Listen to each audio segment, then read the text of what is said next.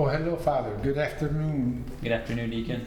Thank you for coming by. I do have some questions that I hear constantly. Well, not as often as you do, but a good representation, questions about the school.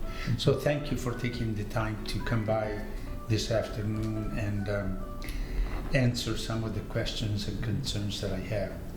Both as a grandparent, because I have grandchildren. One of them is in school here at St. Mary's, but also as a parishioner, because as you know, I was the very first lay principal of the school at St. Mary's just a few years ago, like the day before yesterday, before yesterday, before yesterday.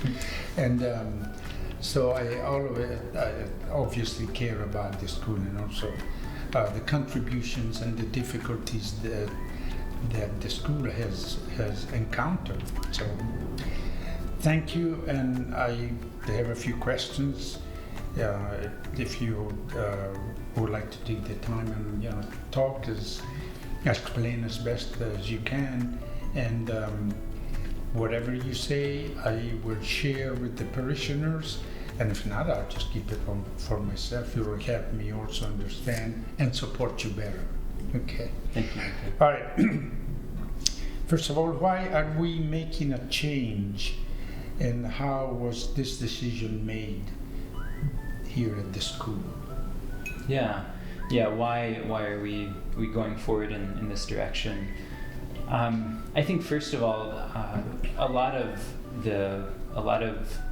what I've seen as a priest and also as a seminarian before that in Catholic education is that there's a lot of good that we have to offer. Good that I didn't have the opportunity to experience when I was going through school. I only went through public school. But I've seen a lot of richness of what our schools do have to offer.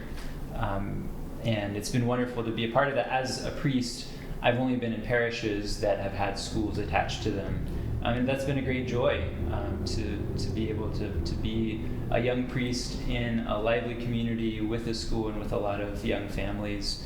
On my heart as a pastor, I've been here now for 3 years and 2 years as the pastor, has been the fact that the world around us has changed a lot since the founding of the parish, or the founding of our school. And one of the things that we run into is, my own generation, 50% of millennials no longer recognize themselves as Catholics.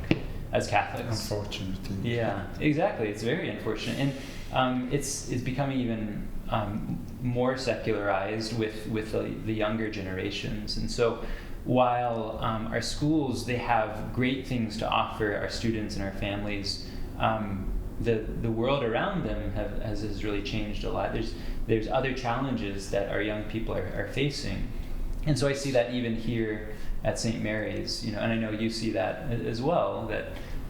So my question, the pastoral question is, how can we prepare our young people for the world that they will enter after they leave here, so that they have this vibrant, living faith, and it's something that doesn't just slowly or quickly disappear from the practice of their daily lives when they leave here.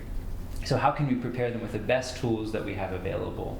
That's the question, again, the pastoral question that's been on my mind. Yeah. And so, I'm sure you've heard a lot from people like Bishop Robert Barron. He talks about the disaffiliated, those who are no longer affiliated with organized religion, how those numbers are going up. I've also looked into sociological studies by Christian Smith. He's a sociologist from the University of Notre Dame. He's written extensively on the practice of young people, especially young Catholics, and how they continue to live out the faith or how they do not continue to live out the faith. And those numbers are sobering, So those are things that have been on my mind. And just, we looked at, again, in seminary, I do that kind of reading on my own sometimes. But related to that as well is what I see here in our own parish, right? I've been able to celebrate 2 confirmations here, 2 different years. And unfortunately, some of those kids I haven't seen since their confirmation, you know. And so that's my question, like how can we do a better job by looking at the great things that we're already doing and offering an even more deeply, authentically Catholic education that will help our students to be prepared to live out that faith in the world in which they're going to enter after they leave here. And definitely there is a question in everybody's mind in terms of, has the system that we had before, CCD and PSR and all that, worked? Mm-hmm. And obviously as a pastor, you have to address that question. The way we taught catechism, or, you know, how did it impact the kids? I mean, the number speak for themselves, and Sure. so I think it's, of course, thank you for first of all for wanting to improve the approach, realizing that what we did in the past, even just 3, 4, 5 years ago, it is just not going to produce the fruits that we should have. And then I think I thank you actually for taking that task of wanting to search for something better than what we had in the past. And I think since you came, I know that you have been aware always of the difficulties that we were encountering and trying to find a system that is actually proven to give good results. Sure, So yeah. there is, I'm not surprised about your coming to the conclusion, because I know you have been searching in the past years about what's the best method. I know you talked to me about it. Well, we got to change, and changes. It's a great opportunity. Yeah. I mean, the school is. You think about how many kids that we have that go that are in our classrooms every day, and I mean, it can really be the best tool we have for evangelization, for catechesis, and again, we're doing wonderful work as it is now, but there's still, again, the world around us has changed. So how can we do a better job of offering an even more authentically Catholic education to prepare them for that world? And I believe, I mean, we've seen it in the success of Catechesis of the Good Shepherd, Yes. how much that has helped. That's probably kind of encourage you to look farther and maybe apply some of the same principles from the Catechesis of the Good Shepherd, and see if that could be applied to the school situation. Exactly. And so that really is a natural a consequence of you wanting to do something better. And it's not about just a fad, right? Just like, okay, what's something flashy now? What I've tried to do is, what are those timeless elements, the timeless elements of a Catholic education that will help us to focus on the dignity of the child, which again, these are things we're already doing in our classrooms, but in a way that prepares them more for that experience outside of these walls. And so part of the interactive nature of Catechesis of the Good Shepherd, that is something that attracted me, and I went through the training for the level 1 of catechesis.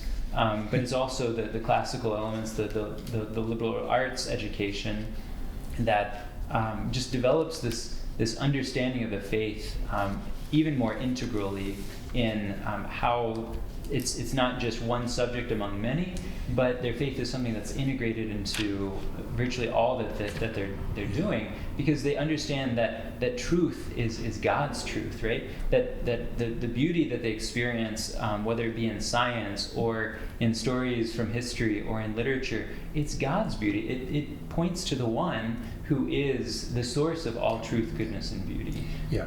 And we want to help our students to be able to focus on those things, the true, the good, and the beautiful, to give their attention to things that are truly worthy of their attention, and not be distracted by a lot of the noise that's out there, and misinformation about the church and about our faith. but they've been formed by our Catholic intellectual tradition in a way that will prepare them well to be those disciples that are on fire with the faith in a world that's so in need of what our faith has to offer. That's really. I was thinking when you were mentioning going back and trying to find something stronger and continuing improvement and so forth. Yeah. I remember even in the public schools when I was teaching in the Columbus public schools and I was teaching special education, some of the techniques, and this you talk about at least 20, maybe 30 years ago, I was already being asked to look into different techniques to teach the students, especially those that had learning disabilities, behavioral disorders, other emotional disturbance, and all that. That was my in teaching. That was my specialty, and I was barely new at that time because there were not really any studies ahead of time. But anyway, that was the approaches that gave the best fruits. And so eventually, when other people mention Montessori, although they were not calling it Montessori back in the public schools, but there was the same techniques. Sure. And so I had to learn, and thank goodness I did, because it enriched my way to deal with my means to deal with the children, because they're not the old ways. Gives you more tools in a way. Yeah. That's And what it's always so it took 20, 30 years. Now it's coming in the public schools, and now even hopefully in our Catholic schools. So it's coming. But history somehow repeats itself. Cyclical. Cyclical. Yes. All right. Now, so the decision you made at this time was because you realized that there was a concern and it needed to be addressed, and that this was the time to do it. Exactly. Okay. Yeah. Now, what happens to the school if the student enrollment is low? Let's say that it goes below whatever number. What happens next year? Is there to be a school at St. Mary next year? Yeah, definitively, yes. Yes. There will be a St. Mary's school next year, and one that's my commitment, but it's also our bishop's commitment. He knows, and in a way, he's been very supportive of these changes because he also sees this. I think one of the first talks he gave when he came to our diocese a year ago is that he said, I want to be clear that I will not preside over the slow decline of the Catholic Church in Central Ohio, because he saw the numbers. Even while the diocese has grown in numbers, or the Central Ohio has grown in numbers, the number of mass attendance, of regular mass attendance, has gone down. And he said, that's unacceptable. We're not just going to. He's not going to preside over that, right? And so, in a way, I think that's a similar sentiment. That has kind of led me to my decision here.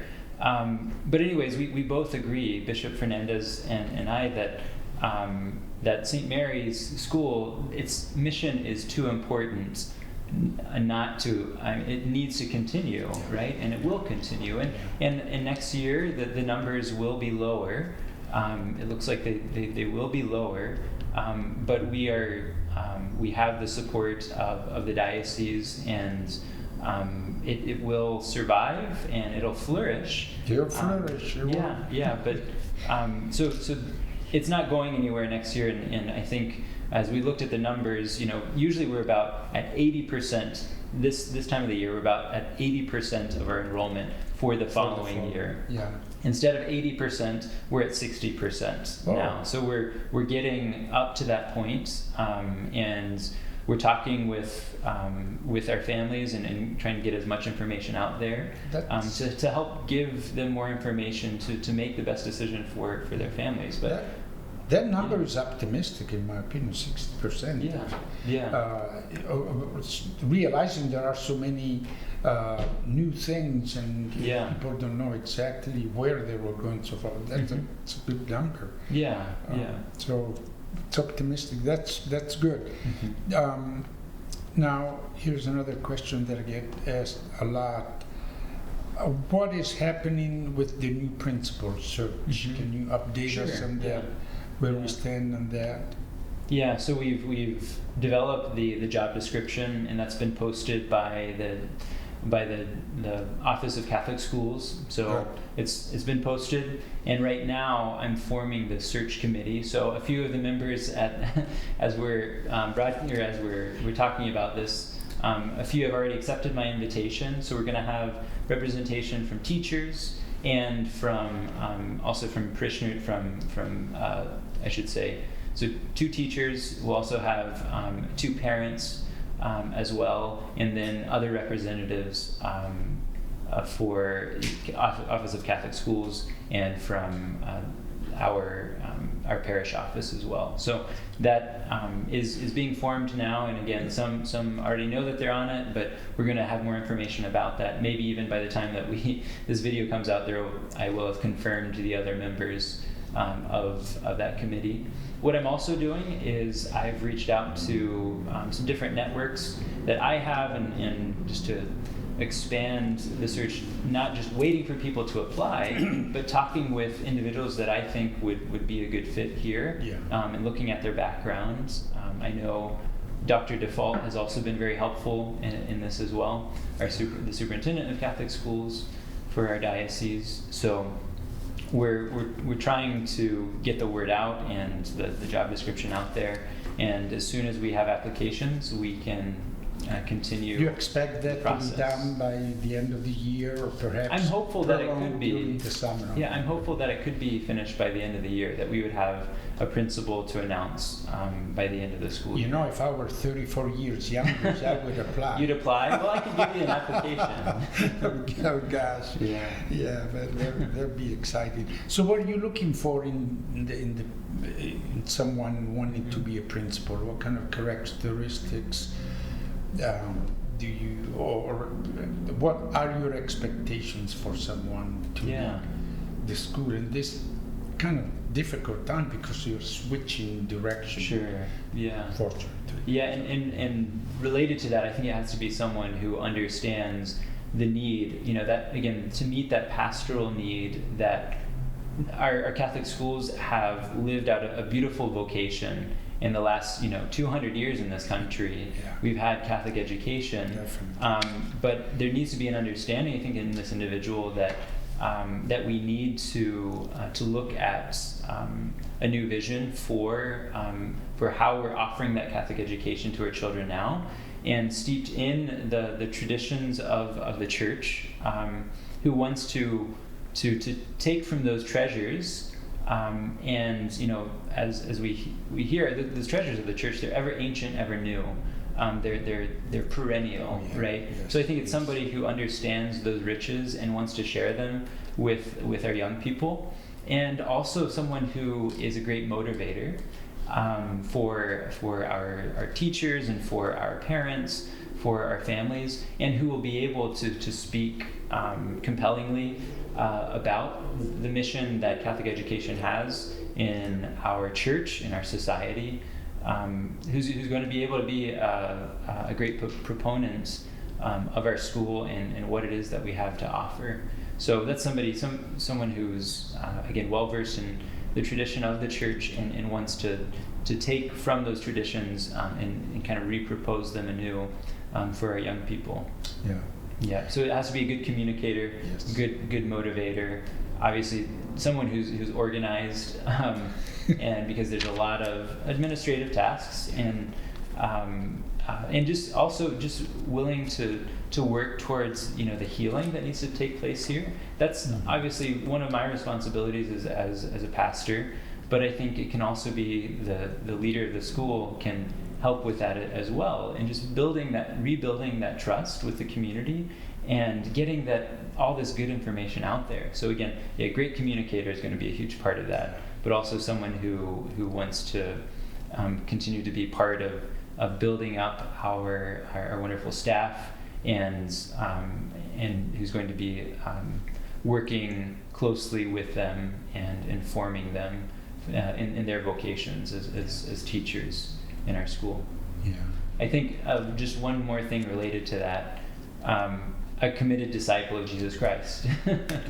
You know, that has to be prevalent.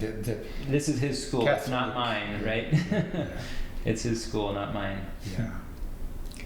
Now, I know that some of the parents were kind of either disappointed or misinformed, probably for whatever reason.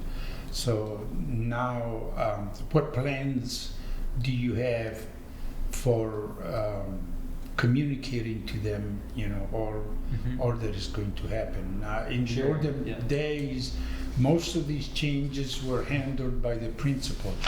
Rare that the pastor would really get involved, because the pastor is in church, so you take care of that and I take care of the school. But that is not always the best way, because they're part of the parish. So perhaps maybe there was some lacking of information or whatever. So what do you plan to do? What different steps are you going to taking so that perhaps communication information is handled in a positive way? Yeah. First, I think it's you're right. There are ways that because I've taken a more active role in this process and in the direction of the school, that sometimes communication has not been the best, and so I acknowledge that, and we've learned a lot from that. I think one is that first and foremost, we need to communicate better with our teachers, right? We need to start with them and have them to be more a part of this process as well, so that they feel more capable of implementing this vision on the ground, because they're the ones who, again, are the foot soldiers in all of this. So that's something we're definitely committed to, and I think they will even say that they've received more communications, and they're always receiving communication before we send anything else out to the parents and the larger community. So first, it's trying to prioritize clear communication with our educators, with our teachers and staff, and then from there too, looking at all these different ways in which we communicate. We're trying to do more, through email. We're having these events as well with the vision meetings. That'll be an opportunity for people to find out more about what is Montessori education all about, and what does that mean here at St. Mary's. Catechesis of the Good Shepherd is a huge part of that, and so we're familiar with that, but there's other things that we can talk about. The vision meeting also in the classical learning or liberal arts education, and they're kind of synonymous terms, but not everybody is familiar with that, so we want our parents, and also potential parents and potential families that may want that kind of education for their children, for them to know about that. And then just through these videos as well, we're trying to get more information out there that is accessible and clear, that helps people to understand where it is that we're going, and that we want them to be a part of this. How do you expect the parishioners at large to respond to this? I'm not sure that they are really that interested. In the sense, I should take that back. I think they're interested, but not directly or indirectly for or against. I get the feeling that that they're not school parents. So how do you expect them to support, to understand and go along with your, with the, or will they perhaps decide, to show their disapproval by diminishing the collection or collection something, or the envelopes? The offertory. So your question is then how how can I get regular parishioners on board that don't send kids into the school? Right. Do you get a feeling of, you know, that they are either, well, whatever Father does, you know, but I think one thing that I hope that comes out of this is that the mission of the parish and the mission of the school, it's understood, regardless of which one you're more attached to, that it's the same thing, right? That it's about making disciples of Jesus Christ who are ready to face whatever is out there in the world, but also they're on fire for the faith, and they know that they're in relationship with Jesus Christ, with the Good Shepherd, we could call him, perhaps, or I mean, we just had Good Shepherd Sunday. Yeah. But my desire is that we show that the school and the parish, there's really one mission that we have. Yes. And so whether again they have kids involved in catechesis of the Good Shepherd, and they don't send their kids to the school, but they understand that we're trying to do the same thing, that we're trying to prepare them and their children for these encounters with Christ through prayer, through the sacraments, through Scripture, and really forming this Christian community, whether or not you're involved in the school. And what I've heard is, you know, when people have looked at the information that we put out there, those who don't yet send their kids here, or maybe they did 20 years ago, 30 years ago, 40 years ago, is that they're seeing how the vision for the school, it does align with what we're trying to do as a parish. Yeah, absolutely. Just and also creating this Catholic culture that helps to form. I would say that they are for it, because sooner or later, maybe, you know, even if they are, you know, grandparents, they would be interested in the future for their grandkids. Exactly. Even if they're, you know, they're not directly in. And Deacon, to be honest, a lot of these things that I've heard from people is, you know, we invested so much in our children's Catholic education. You know, these are the parents and the grandparents that no longer have kids here. We invested so much, and this isn't just particular to St. Mary's, but this is at every parish I've been at.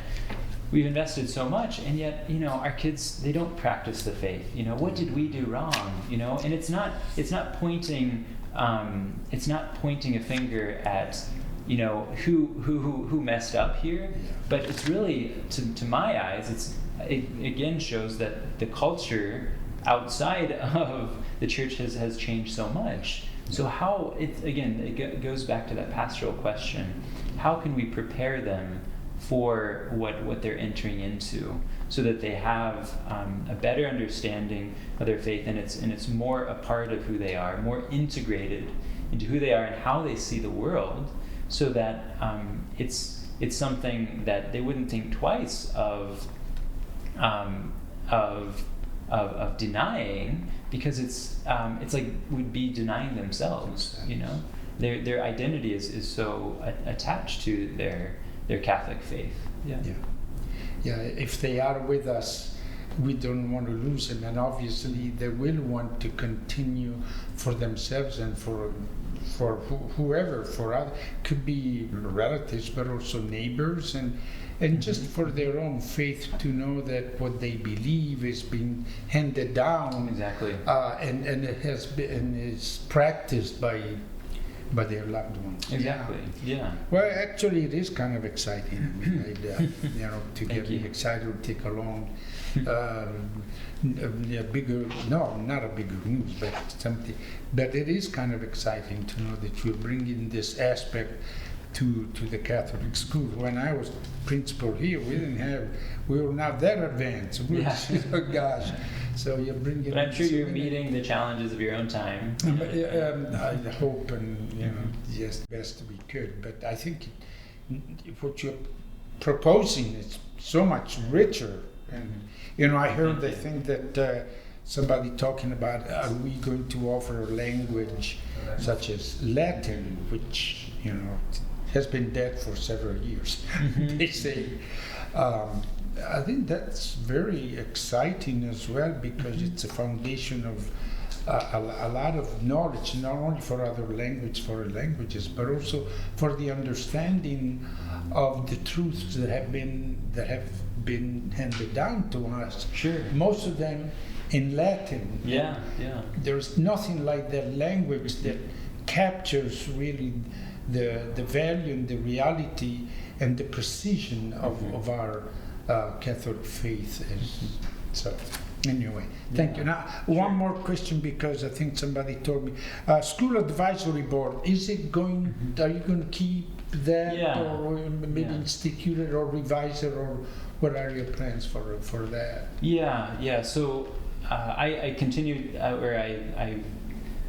so for the school advisory board, we plan on continuing to have it as a body. Right now, a lot of our concerns have been, again, to communicate with our parents directly and also our teachers directly. So, working on contracts and meeting with families. But the school advisory board is not going anywhere. We're going to continue to have that as a body that is meant to be serve, as the name says, an advisory role for the pastor and for the principal.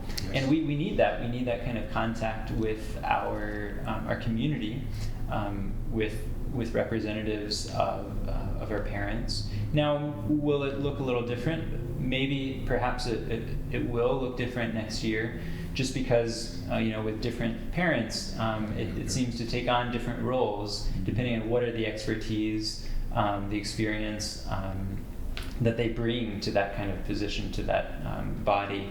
So I only came in right after COVID. It was still during the pandemic, and it's been a quieter advisory board, and that's no reflection on or to speak poorly about anybody who's been on it. It's just we kind of resurrected it and started meeting again. Shortly after I came here, we started a new school year in 2020. So we'd like to give them, in some ways, more responsibilities, especially with communicating with current parents and potential parents, helping with marketing and things like that, because they're the ones with feet on the ground.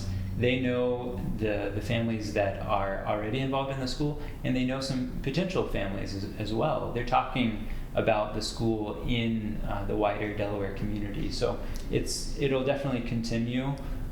It serves in an advisory role position. It's not like in public schools where they actually have authority to make certain decisions. But for me and for whoever we decide for our incoming principal, it'll be an important communication tool to the wider community to have that, and having those parents serve as advisors as well for the future.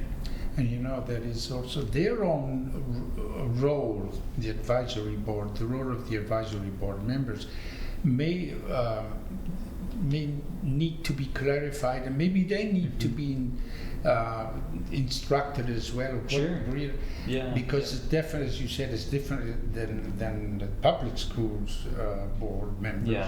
And it was, years ago. It's different. So, and their word advisory is very important, because they think, well, in my experience, I remember some of the members really thought that they had the power to say yes, no, and sometimes they were really wrong. Because that's not the pastor wants and the principal wants to hear from them, with the freedom then to choose or to decide what is best for the school at that particular time. So, and I think they probably, with the Montessori and Catholic school, the classical approach, they may need to be informed as well. And so you have a chance there to train them and spread the good news, because they'll be in touch with and connect with other parents. They become great communicators for the school on the whole. Well, you're on the right track, Reverend Father. Okay, now if you are allowed to, what can you tell us about the teaching positions that may be created due to some I guess, resigning or some teachers leaving. Can you give us an update on that? Sure. Yeah, so we've offered teachers contracts just this last week. Yes. We offered teachers contracts, and really I wanted them to make the best decision for themselves and what they want to be a part of next year. And I mean, there's a lot of enthusiasm for what we're doing. There's some uncertainty, right? And that's hard for anybody. I know whenever I'm asked to go to a new assignment, those are always difficult things. But what we wanted to do is give that decision to our teachers to decide whether or not they want to be a part of this vision. And I think the vast majority of them are taking us up on that. And that's my hope is that they will stay, and that we'll have a lot of I know we're going to have a lot of familiar faces next year. And right now we're giving them the opportunity to make that decision. Yeah, whether or not they feel comfortable being part of this new stage in the history of St. Mary's. Cool.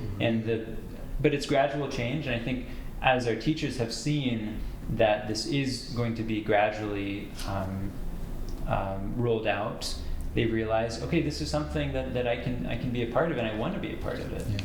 So we're really leaving the decision up to them. And you will somehow update or communicate the parishioner as to who? Yeah, as soon as we have more clarity for who's coming back, and if we're hiring anybody else. Of course, one person we're hiring definitely is the Children's House director, so that would be for preschool and pre-K. Okay. We would have a Montessorian teacher come in for that. So I'd ask all of those who are watching the video to pray that the right person for our community applies for that, and that we are guided to bring on that person, because that teacher will be really involved in starting the implementation of Montessori at those early levels. Yeah, we're starting from the beginning. So That's those right. obviously are the foundation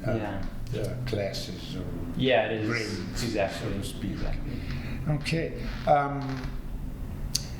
What do you consider the main change or changes in the curriculum to be basically, which grades are impacted the most, first of all, and what would be the curriculum some of the elements of the curriculum changes beginning next year? Can you address that? Yeah. I want to go back a little bit.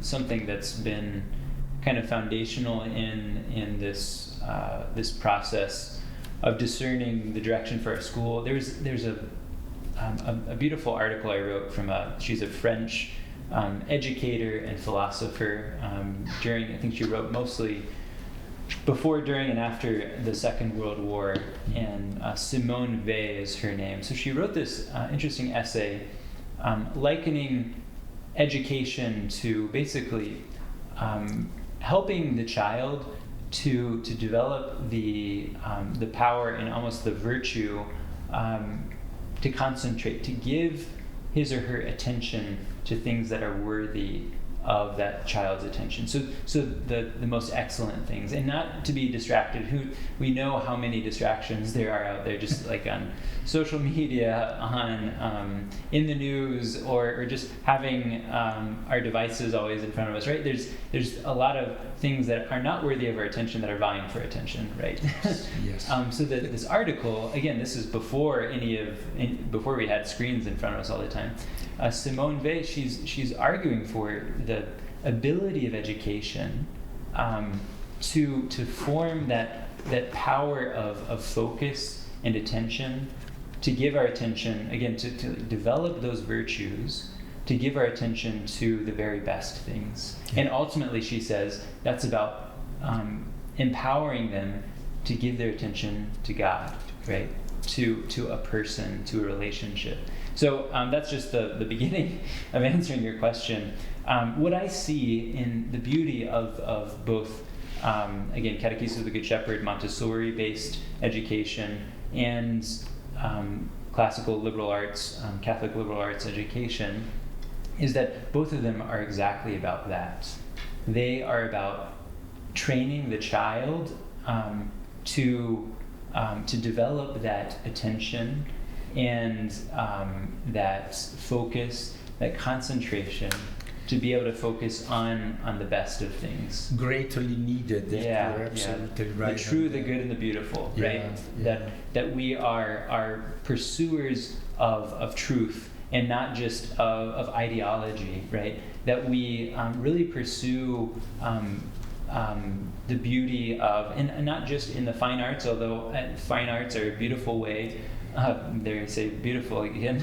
It's a great way of encountering beauty, but we also find beauty in the sciences, don't we? Yeah. When we see the beauty of in the order of mathematics. I love geometry. I know I'm probably in the minority there. Yes, I love geometry because of the proofs, right? There's so much order in it, and it was visibly, you're proving something visibly through the theorems, and I just really enjoyed geometry for that reason.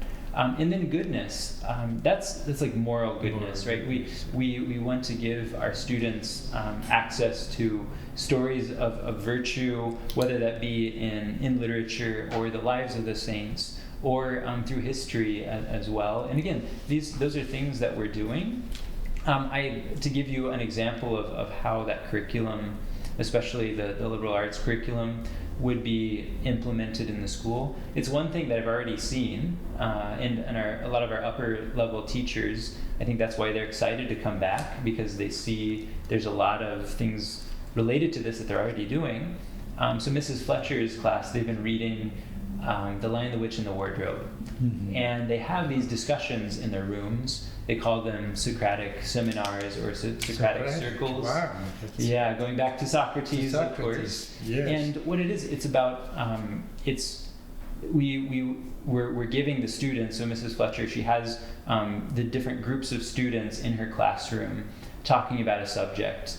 I think what we were doing during that class in particular was they were trying to find the different stations of the cross, how they're portrayed in this mythical story of the Lion, the Witch, and the Wardrobe in Narnia. So, of course, it does kind of parallel the Passion of Jesus.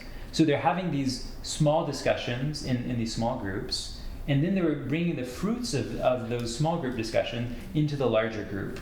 And all that they were being given to start that discussion were these questions, and then they were supposed to kind of draw from those questions what's really at the core of what we're reading about. And it's just beautiful to be a part of. So that's something that's already happening, and those kinds of things will be giving more tools to our teachers in order to have those kinds of discussions and that kind of a light bulb moment in our students' learning, so that they are more involved and more self-motivated, and it's a more interactive type of education. Yeah, good. I'm impressed that you said that there are three realities that always is what we really want to look for: goodness, the beauty, and the truth. And all three of them are an aspect of God. Yeah, the transcendentals. Yes, they're all transcendental, and they also all end up at the climax into God Himself, who is the most good, the most truthful, the most beautiful, etc. That's right. So that is very. I'm impressed by that, because you don't hear very often, especially when we have been insisting so much about the computer and technical advances. Those concepts are foreign. And the thing is, we have a lot of access to technology as it is, and it's not that we're Luddites and throwing away technology. No. But if we do those fundamental things well, then everything else comes with it, right? Those other kinds of skills can be added on. But what we want to do is to form these critical thinkers. They have this analytical sense of, again, discovering truth, goodness, and beauty in the world around them, Mm-hmm. that other skills can be, if they have those fundamental skills, those other skills and other tools can be added on to that, and they're able to use them very well. So I think that will continue. Yeah. See, those are irreplaceable, and you can tell, looking back at some of the ways we taught, or that did not produce the kind of education or formation that we wanted to, because certainly. we are looking for some other ancillary and concepts instead of the truth, the goodness, and the beauty. Yeah. Yep. So, Father, what can you tell us about the economic impact of this transition, and how do you expect the tuition to look like for this fall and beyond? Yeah, it's a good question, and believe me, it's been on my mind as well. But what hasn't changed throughout all of this is I want to make sure that here at St. Mary's, the education is both affordable and accessible.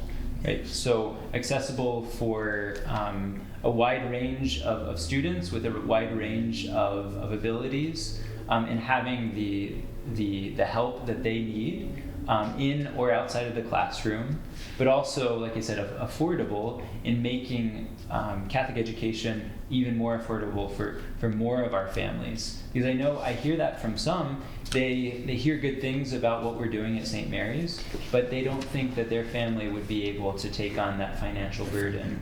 So what I've been working on, even before these changes, is we were announcing the Emmaus Road Scholarship Fund, specifically for our school here, and we raised $110,000 of aid just in about, I think it was about 4 weeks that we had gotten the information out, and we're going to be doing more of that this year as well.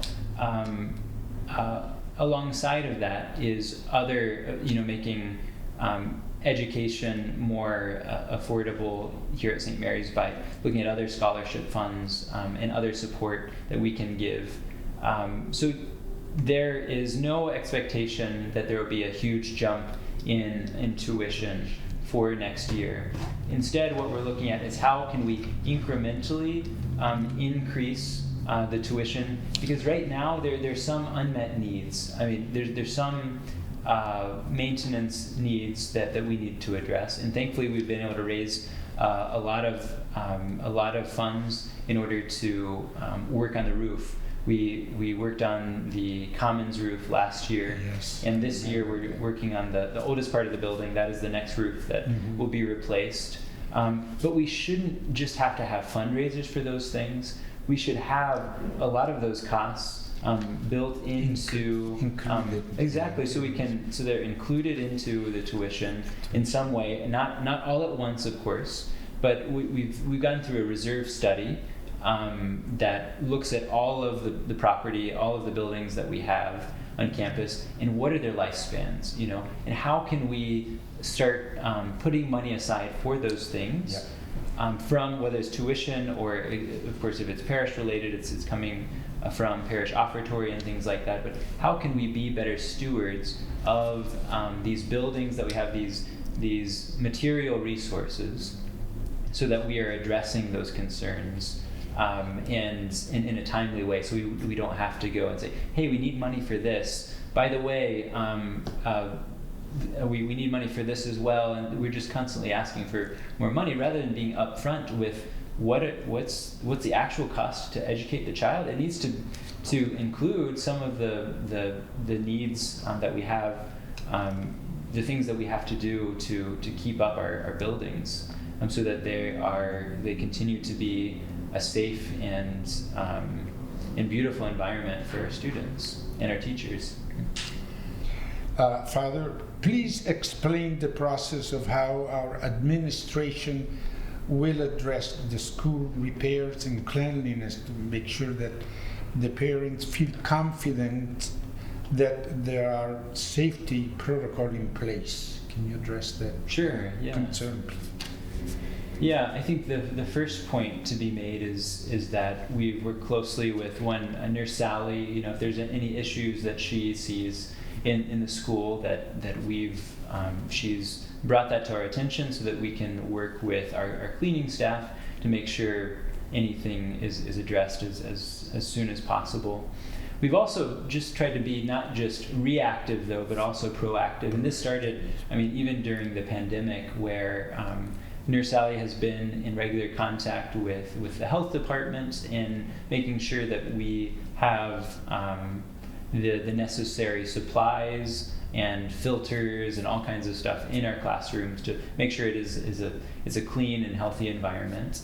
But also to go more towards like the maintenance side of things. Again, we want to be proactive and not just dealing with a problem when it's become a crisis. Yeah. That's kind of how things have been dealt with in some of our recent history. But what we've tried to do recently, and this was actually starting this past fall, we had an organization come in, a third-party contractor to have a reserve study that was done. A reserve study is basically looking at all of our material assets, those that I forget how expensive they have to be, but anyways, let's say everything above $50,000. So any of our buildings, like boilers, thankfully we have a new boiler, HVAC systems, all of those things, to look at what is their lifespan, what is their current condition, how much more time do they have left, and a kind of timeline of when we will need to be repairing these things if they last their normal lifetime. Yeah. And what kind of money do we need to set aside each year in order to address those concerns. So that's been really helpful to have that kind of information. On top of that as well, also this happened just late fall or early winter, we had a safety assessment of our entire campus. So that included the school. Good. It included the parish as well. And maybe you've heard about the meetings we've been having and how we can respond well if there's any kind of active threats, just so that all of those on campus, all of us know how we should react and how can we be prepared if something were to occur. So related to that, we also talked with the diocesan safety team. And they reviewed all of the things that we've been doing to, again, prepare our campus in making it a safe place for education, for worship, for community. And their assessment, after they looked at the ways in which we've tried to be proactive in addressing these concerns, they were very complimentary of what we've been able to do, and are looking forward to continuing to work with us just to help us to prepare for the future. Father, one last question. Thank you for listening again, but this will be the last one, so you can relax after that. How can parents, grandparents, and parishioners in general, also students and teachers, be involved in supporting the new vision? What kinds of things can you do, or actually can we do as a parish, to have all these entities own the new vision that you're trying to establish here at St. Mary's School and also St. Mary Parish? Mm-hmm. Yeah, it's a great question to end on. I was announced as pastor here on Good Shepherd Sunday 2 years ago. I remember. It's also Good Shepherd Sunday when I was accepted into seminary and when I gave my first homily as a deacon, actually. So Good Shepherd Sunday is very important to me. But I kind of go back to that image, I'm not the Good Shepherd. I'm just one of his sheep. But I think one of my responsibilities as the local pastor here is to listen for the Good Shepherd's voice, right? Yeah. And I believe that I've heard his voice and his direction in leading us in this way. So right now, what I would encourage all of our parishioners to do is to also listen for the Good Shepherd's voice, right? And we do that through praying individually and communally, in spending time with one another and supporting one another. We can talk a lot about these different things.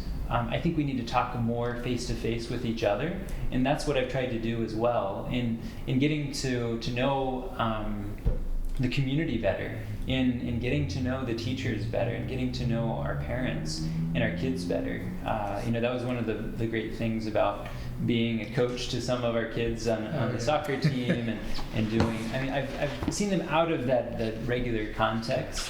And so maybe that's something that I would love to encourage parishioners to do, is just spend more time in conversation with the Good Shepherd and with one another, and in prayer, because there's, if we know anything, we hear in Scripture that you strike the shepherd and the sheep scatter, right? It creates division. We know that there are a lot of people, we know there are a lot of things working against our faith in the world, trying to strike down the good things that the church is trying to do. Right now, we need to show our unity and our love for one another, and I think we do that the best when we are praying together. We don't just pray on our own, which is important in itself too, but also praying together with each other at Mass and celebrating the Eucharist. So that's something I definitely encourage people to do, to pray for our school, pray for, again, our new principal, whoever that will be, pray for our teachers. I'll ask for their prayers as well, to pray for me, for guidance. And I'm also trying to reach out to other priests and the diocesan offices as well for their help as we move forward. So I think praying for our bishop, we all are in need of prayers.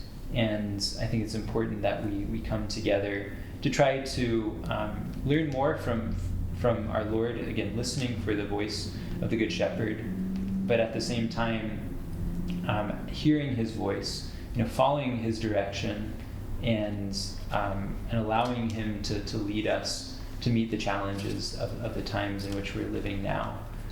So I encourage them as well to come to the vision meetings that are coming up. I think, again, there's been a lot of speculation about what we're doing. At these meetings, we're trying to get out a lot of great information of what this is going to look like here at our school, and why we think this is so important for the future of our parish and school, for the community here in Delaware, and because of the education that we'll be offering, the full formation that we're offering here to our students. Yeah, you're right, and hopefully everyone will join in the effort to forgive what has been done in the past if it wasn't positive, although even tribulations and disagreements always can lead to some good welfare, spiritual welfare, but also to appreciate each other in our own defects and faults, and in our own talents and so forth, and together to join in and lovingly embrace each other as followers of Jesus. So I appreciate your effort and all your work, Father, for doing that. Yeah. Now they'll know. Yeah, we will know they're Christians by their love. Yeah. Do you sing that, Father? But thank you for being the pastor to our parish, and for undertaking this difficult task. I think what do I know? But it's a good move. A move that will benefit later on greatly. But it is difficult now, and that requires a lot of pain and a lot of going beyond what you would normally expect. But it will produce, I have the feeling it will produce some good fruits for our St. Mary's School and for the whole parish. Thank you. Come by again, Father. I may have some more coffee for you next year. Oh, no, okay. Thank you, Deacon. Thank you, dear Father.